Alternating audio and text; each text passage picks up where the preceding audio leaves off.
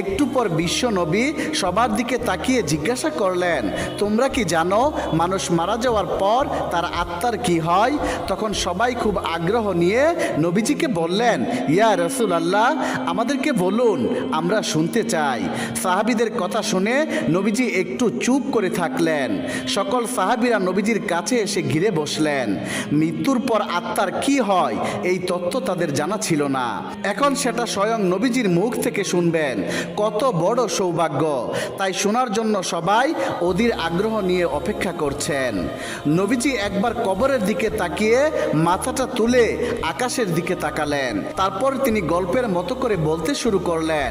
নবীজি বললেন, শুনো, মানুষ যখন একেবারে মৃত্যু সজ্জায় তখন সে মৃত্যুর ফেরেশতাকে দেখে ভয় পেয়ে যায়, কিন্তু যে বিশ্বাসী ও ভালো মানুষ তাকে মৃত্যুর ফেরেশতা হাসি মুখে সালাম দেয়, তাকে অভয় দেয় এবং তার মাথার পাশে এসে ধীরে ধীরে যত্ন সহকারে বসেন।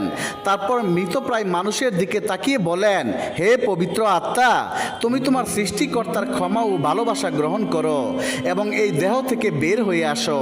সঙ্গে সঙ্গে আত্মাটি দেহ থেকে বের হয়ে আসে।